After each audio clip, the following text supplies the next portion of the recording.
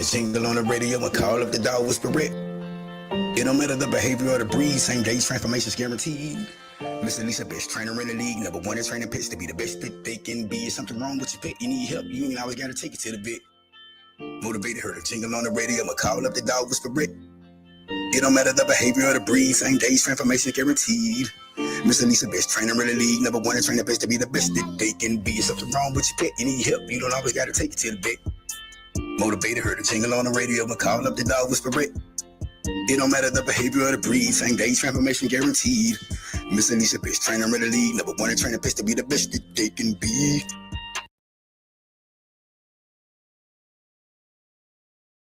Something wrong with your pet, you need help, you don't always gotta take it to the vet. Get motivated by the jingle on the radio and call up the dog Whisperette. It don't matter the behavior or the breed, same days transformations guaranteed.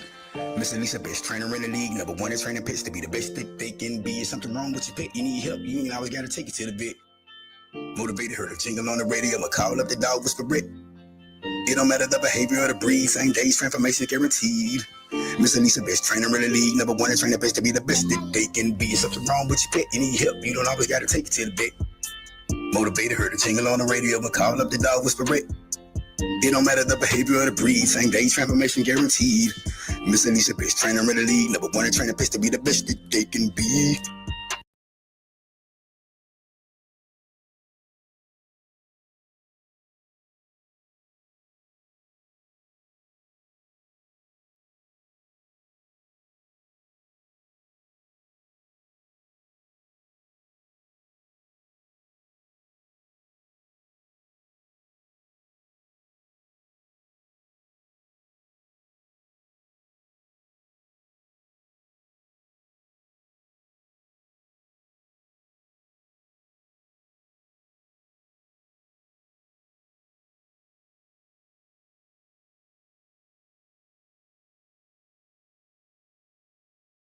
Something wrong with your pet, you need help, you don't always gotta take it to the vet. Get motivated by the jingle on the radio and call up the dog Whisperette. It don't matter the behavior or the breed, same days transformations guaranteed. Miss Elisa, best trainer in the league, number one in training pets to be the best that they can be. Is something wrong with your pet? You need help, you ain't always gotta take it to the vet. Motivated her to jingle on the radio, I'ma call up the dog Whisperette. It don't matter the behavior or the breed, same days transformation guaranteed. Miss Elisa, best trainer in the league, number one in training pets to be the best that they can be. Is something wrong with your pet? You need help, you don't always gotta take it to the vet. Motivated her to jingle on the radio, I'ma call up the dog Whisperette. It don't matter the behavior or the breed, same days transformation guaranteed. Miss Elisa, best trainer in the league, number one in training pets to be the best that they can be.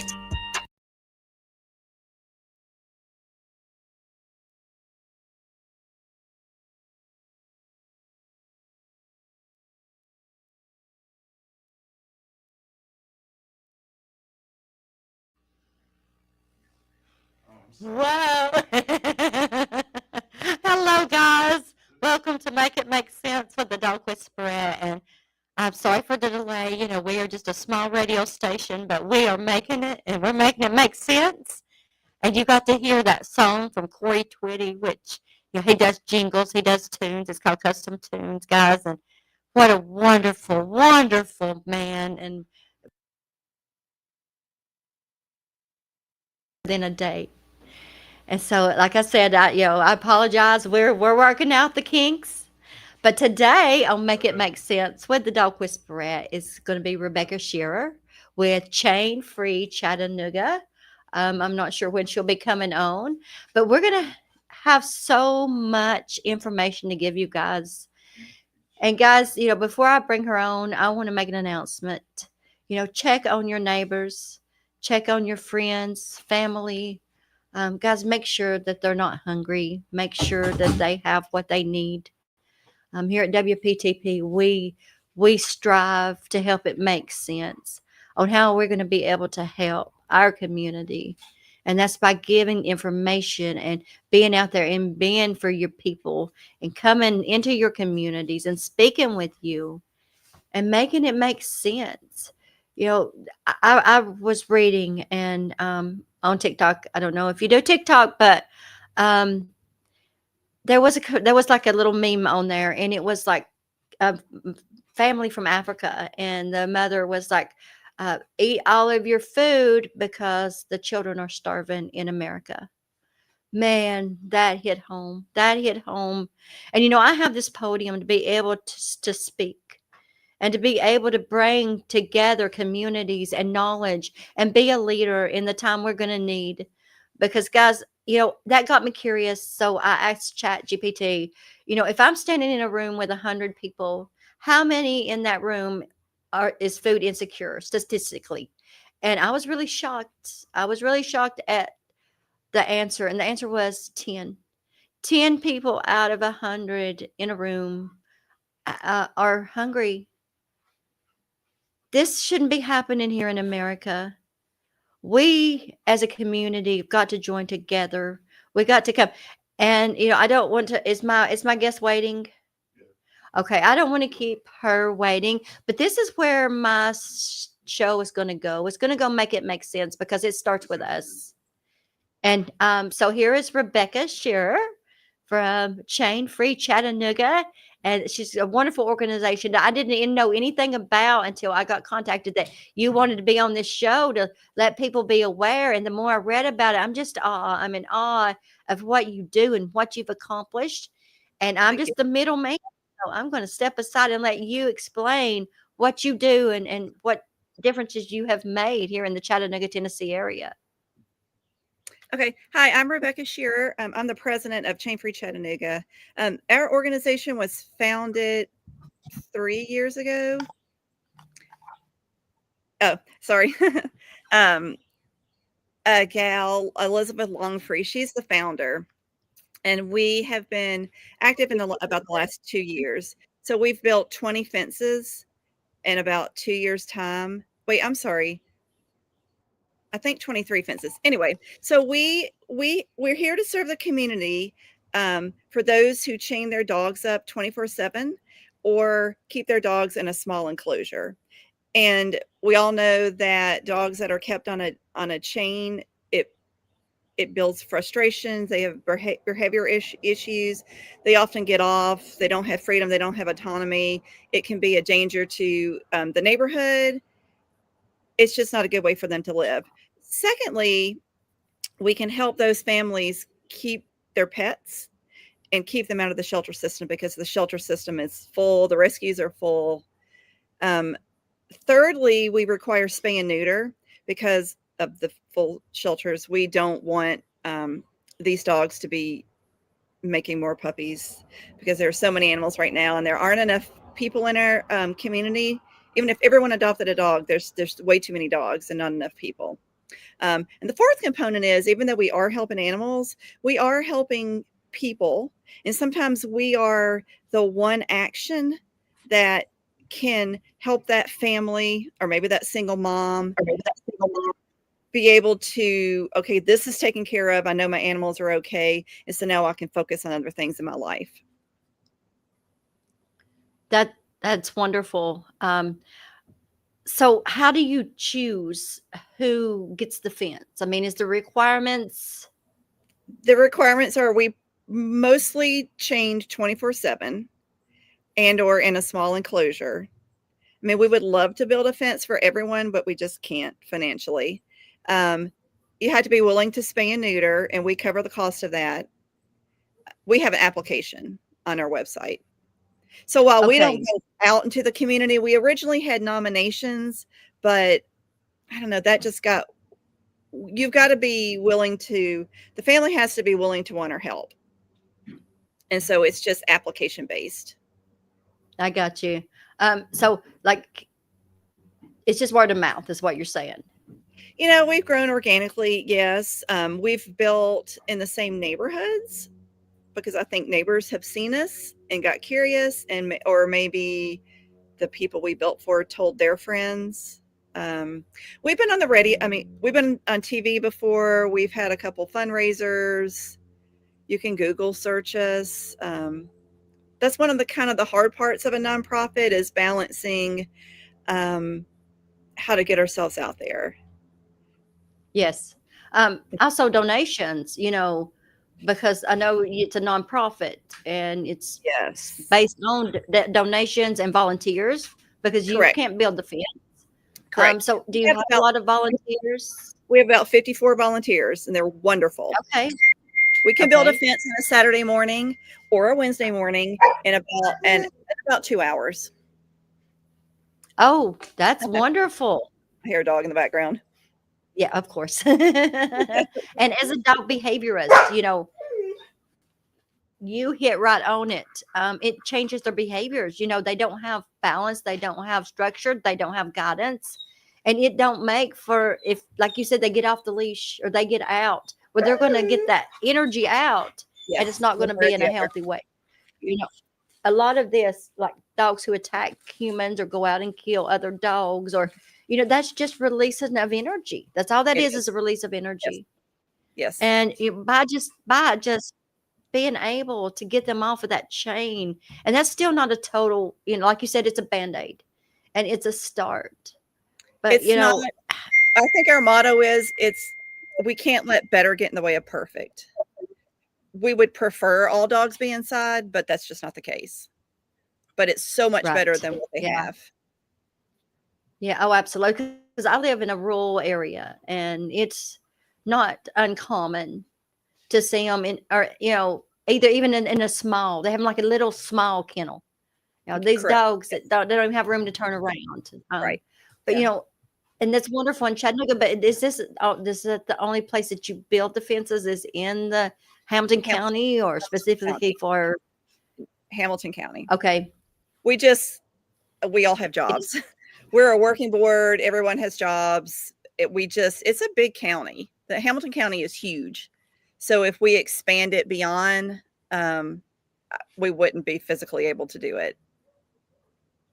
Now, I would okay. love So for the how would people? surrounding counties to start their own chain-free orgs. Chain-free started in Knoxville, and then it has expanded from Knoxville, Knox County to Campbell County. Some of those little counties around them have started their own organizations, and then Chain Free Knoxville rebranded to Chain Free USA. And I think they hope Okay, in the future to be the umbrella org to help start up these smaller orgs in these um, less dense and more rural Tennessee counties. yeah, because I know that there's passing a lot more stricter laws on when they're pinned up. They got to be on concrete, and there's so many more new laws, Well, which in are only Chattanooga, benefit. in the city, it is illegal, according to McCamey and the rules or the laws, to fully tether a dog. But the slight problem is they can issue a ticket that serves no solution, but they're too full to be taking people's dogs away. And so Yeah, that's what I started to say. yeah, we hope to be a solution then. So we're keeping dogs out of the shelters, which helps the shelters. We're going to keep them from breeding, which ultimately helps the shelters. And it just prevents them ticketing, and that just becomes a cycle. A ticket, Oh, they don't absolutely. pay it, they get ticketed again, and no one's fixing the problem.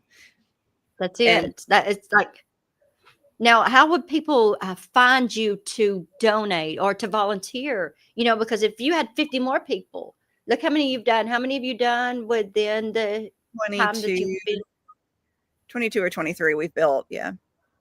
Okay, with 54 volunteers, and you had 54 more volunteers. Look how much we could make a difference Yeah. in the lives. Because it breaks my heart. And I think to myself, why do you even want an animal? It's not a yard ornament. It's not there. It's not going to protect you because it's on a chain. I It's not going know. to be a companion because it's on a chain. It's just something you've got to go out and feed, and then you set up where it's just like a chore. This is Well, just a chore. and the dog gets excited because they don't get attention, and then when you go out there to feed it, they go crazy, and then you don't want to Yep. play with it because they get mud on your pants. And we can see almost instantly when we take them off that chain. So we have a website, it's chainfreechattanooga.com, and we are on Instagram, and we our secretary Molly does a great job of videoing and making a story, so you see the before and the after. And I mean, we couldn't ask the dog to be any happier, but it's so apparent when they Oh, get inside that fence and they're like, whoa, and they're running yeah. around. And so, yeah, it's an immediate impact. We also try to build to where the dog can have access to maybe going into a garage or into a back door. So a lot of people put their dogs outside because they're destructive inside because they're not getting that outlet. But if they let them outside, they're going to run off. So it serves I multiple got you. things. Ideally, they can be outside and they can get their energy out, and then they'll be allowed to come inside. I apologize. The Okay. life of a dog mother. Yeah, they're sleeping. Uh, Mine's a Um, 7-month-old puppy. yes. I will say this though. But I did feel that way about, well, why do these people have pets? But, outside, there are a lot of animals being dumped. And in particular, one of the last ones we built, they acquired their dogs because they just showed up at their house. So these are oftentimes they're very compassionate people that want to help these animals. It's very hard to surrender a pet right now because the shelters are full. And so they're doing their best. And their best at that moment is to keep them, and they're keeping them fed, and they're happy animals. These animals really love their owners. And we love when they reach out to us because they're the ones who want to do better for their animals. And we love that. and see, that's a different perspective for people to. So now, when you view a dog, don't judge. Before you Correct. judge, find out the situation. Because I talked to a guy, I think it was yesterday, who has 23 dogs. Wow. 23. And it all started because he didn't spay and neuter, and they were dropped off, but he didn't spay and neuter. And it took him 23 dogs later to realize what would stop the problem. I know. Well, I volunteered at the Humane Society for about 12 years, and I volunteer at Pet Placement now. But I can't even keep them straight how many hoarding cases came in. And I was always curious, why did no one in the neighborhood, like when there were 5, okay, well, when there were 10, okay, when there were 25, like at what point, why didn't anyone speak up? Or why, or I mean, I know people have a hard time asking for help, but like, it's interesting, like, don't let it get to 125 before someone asks for help. Yeah, I've been in rescue and went into a hoarding situation. It was cats.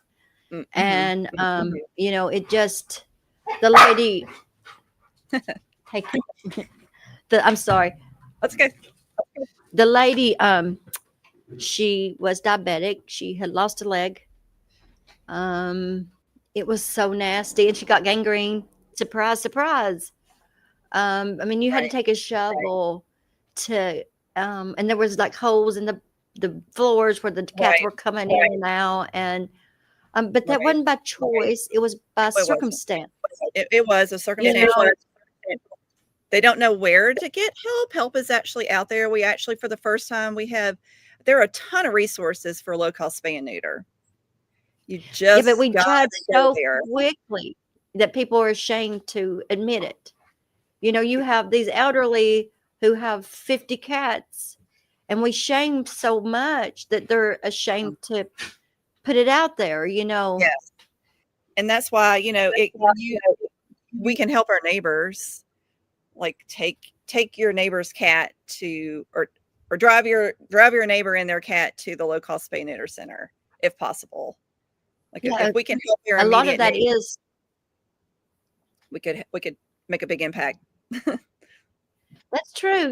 That's it. And it's going to come down to even more. We're going to have to be helping our neighbors, and Yes. make that make sense. And that's what we're doing here. We're joining together. Last week I had Critters. She's from Pikeville, Bledsoe County. I don't know if you, Amy. Okay. Well, anyway, she does TNR, where she traps, neuters, and then returns. But she also has cats that she adopts out, but she takes them and she makes them playful and neuters them and spays them. And, she and you and people like that are the ones who are helping us understand more about hoarding situations, about situations Right. we see when we drive down the road. And, that's just helping us grow as a society and, Correct. and love instead of judge. Right. Yes. We're a judgment-free org. We also have on our Facebook page a resource list. So I also volunteer with the TNR group here. It's Okay. Chattanooga Feral Cat Alliance. They do TNR. So there's a lot. I mean, these are grassroots orgs. So just like us, we had to turn our apps off when we went on air live on TV. We got a ton of applications, and it's a 3-person board. It's Yeah. a 4-person board. I mean, and even with 50 volunteers, that's a lot. So, and people do want help immediately. I know, especially with TNR. And, sometimes if you can't help them right that moment, it's like, well, they forget. I guess these orgs are just people like you and me, and we have jobs, and we have our own pets, and we have our own interests. And then in the midst of that, we are running these orgs. And so, like, there has to be a layer of patience when it comes to Yeah. asking for help. Yeah. Yeah. But People don't realize what it takes, and it's never Right. ending. It's never ending. And You so know, the sooner you ask for help, the better. It's easier to help yeah, one dog. and that's what we do. Go Go ahead. ahead. I know that was it.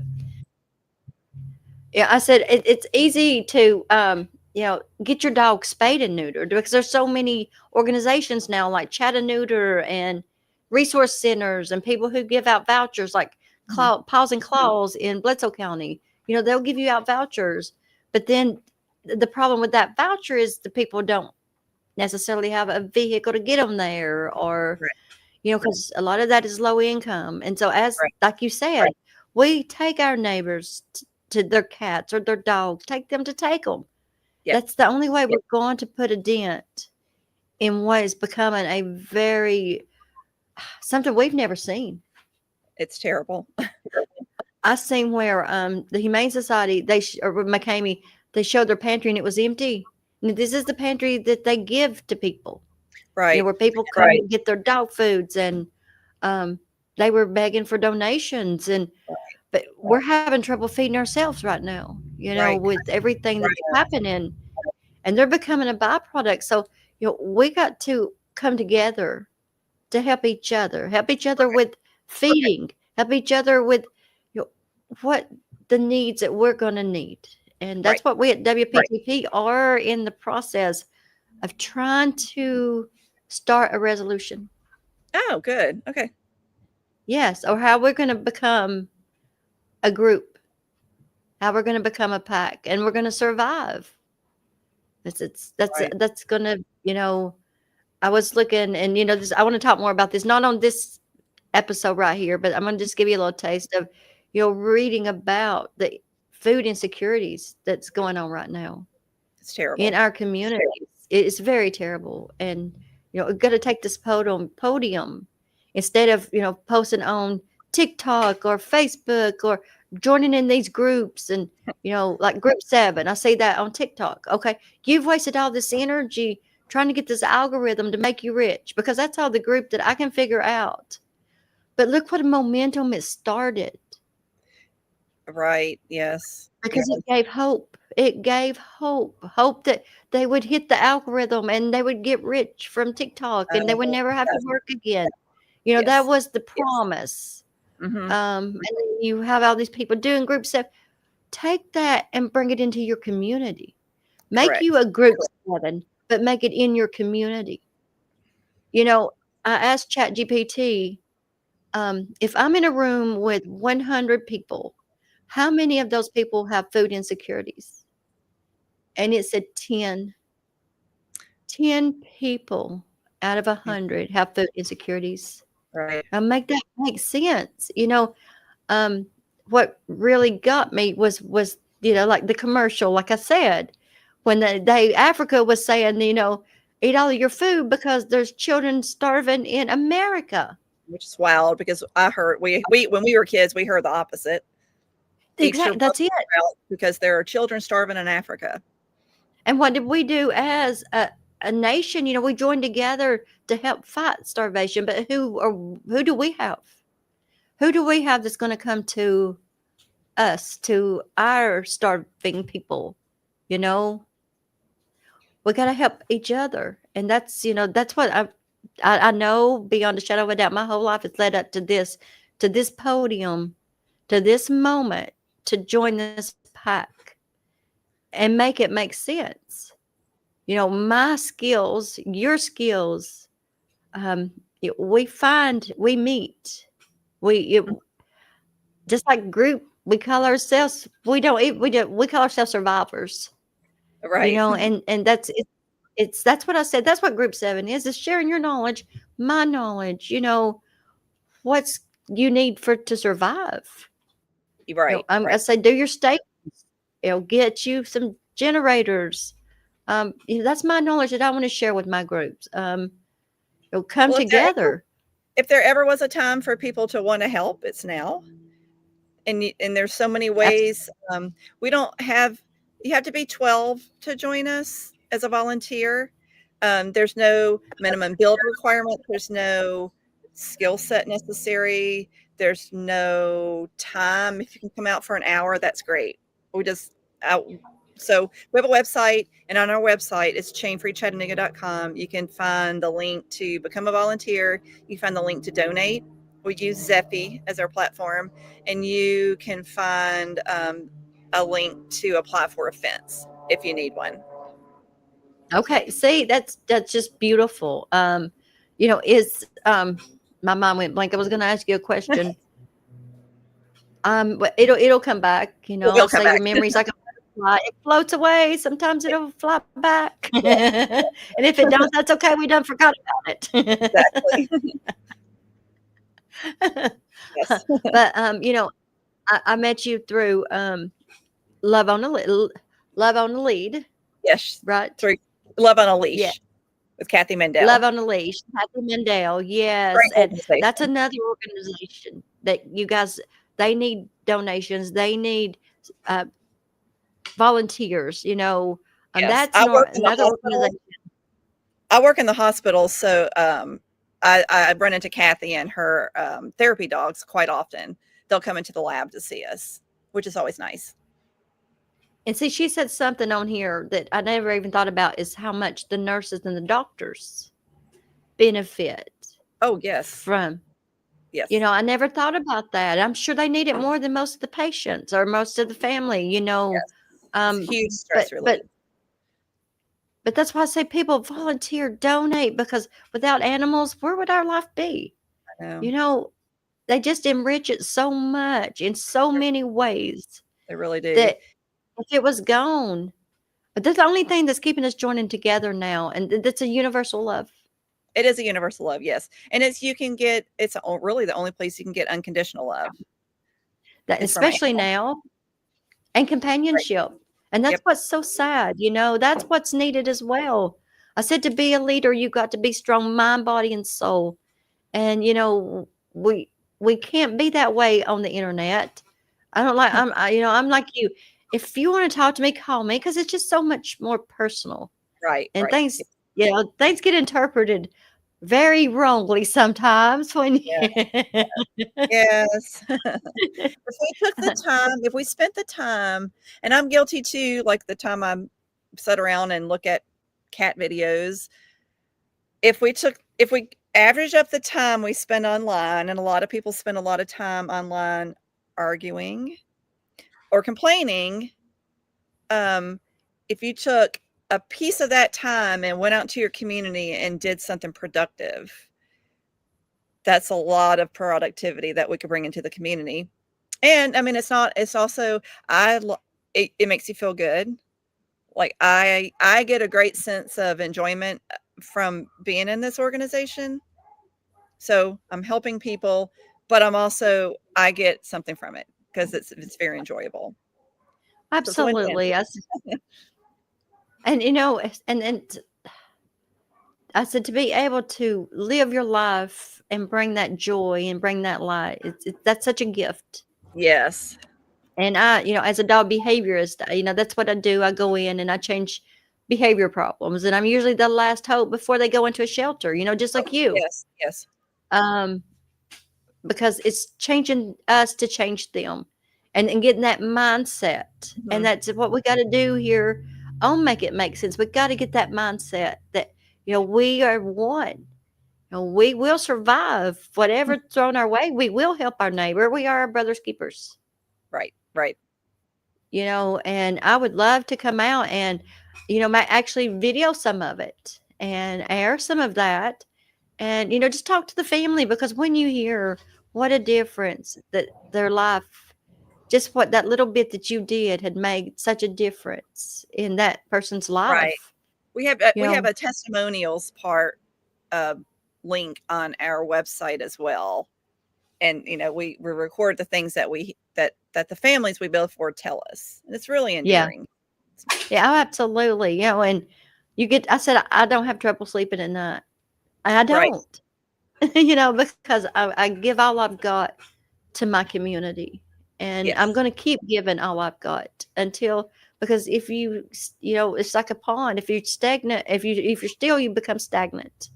Correct. And then people who drink from you are going to die. And I've been that way and poisoned a few people. But it's so true. Right. And that's what society is becoming right now. It's becoming stagnant. We're Right. becoming conditioned to just overlook our fellow man because we can get on the computer and say that's our friend. Right. Yeah. And so I've got 5 minutes left, and um, you know, I hope people, let's say where we can find you again and how to donate and sponsor. And we need builders. We need fence supplies. I'm sure. Do you ever go like these corporations, like these construction sites? Do they give you stuff like Um, unused or we have actually partnered with a fence company. It's Heritage okay? Fence and Repair, and they do have a lot of donated material. Um, if they tear down a fence to replace, sometimes those pieces and parts are still good. And they've built two for us so far, and they just charge us for the labor. So it's still about 1/8 the cost of a fence. I got you. Those are specific. Those were unique in that we don't build privacy fences. It's just not cost effective. They're entirely too much, and they're very laborious, and we don't have the skill set. Um, but we have a supplier in Alabama. It's Bama Kennels, and he supplies us and delivers chain link panels, and that's Okay. usually what we build. But then, and also depending on the dog, it depends on the yard. It depends on the is the dog a digger? Is the dog a jumper? Is the yard flat? Is the yard not flat? There's a lot of variables into what we decide to build. Got you. Yeah. So tell me the corporations that's helping you right now, because we really want to give them a shout out and Um, Heritage, support them. yeah, Heritage Fence Company is who we have partnered with, and they'll build us basically fences that we can't quite do on our own. All right, And guys, so support us, that support the community, yeah. and support Chattanooga. It's beautiful. I never even knew it existed, and I'm so glad it exists, because Yeah. it's just enriching the lives of everybody, even the neighbors, because you ain't got a barking dog all night long. Because I've got Right. and it's so rare now to hear a dog barking at night. I Mhm. don't know about where you live, but where I used to live, it was constant, and it was like a bark chain. Right. And now I hear one barking at night, and that disrupts the whole community, because Right. she barks and she starts that bark chain, and then Mhm. it's just Well, and in the rural it's no communities, great. the dogs will get off their chains and they'll kill the neighbor's chickens, and Yep. so or a kid could ride by on a bike, and sometimes dogs can't quite they don't understand that that's a child on a bike. It's just something fast moving, and it's That's exciting it. to That's their chase. target. Yeah.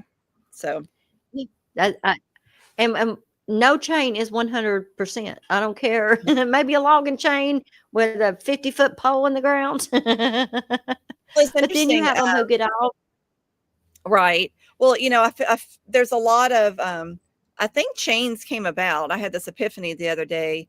Most people start with the thin nylon tie outs and with a little Uh-huh. screw thing to the ground. Almost always that thin nylon line will break, or the little thing will come out of the ground. And so it seems to be a progression. And usually when we go, there's a pile of tangled and torn and broken nylon leads. And so, they've probably had the shelter come out, and they've been ticketed for dogs at large. And so they resort to a chain because it is heavy. It's not going to break. And it's unfortunate that's been the solution. Usually they don't immediately go Yeah. to a big chain tied to a tree. But, when you continue to get ticketed, and it's unfortunate because just the cost of the ticketing in that process, $50 could have gotten your animal fixed, or $50 could have gotten you a roll of chicken wire to create something. And a lot of places they did try to DIY fences, and there's some good attempts out there, but when the dog isn't fixed, though, we that's the missing piece, is you're tying a dog up, Yes. not fixed, and it has these urges, and then it's out in the world smelling all these smells, and of course it's going to get loose. And Yep. Guys, it's like a cheating husband or a cheating wife. right. So, I mean, you can build a fence, but if you don't fix them, they're going to find a way That's out. it. So that it's a All right. two-part. Well, we're out of time, guys. Thank you for having But me on. it was so nice. You're welcome. And yeah, I hope you to come back as much as you would like to and Thank have you. more conversations. Thank you. All right, guys. Pleasure. You're welcome. Bye-bye. This is Make It Make Sense with the Dog Whisperette. Until next Saturday, guys, take what you need, leave what you don't. Too much information is an overload. See ya.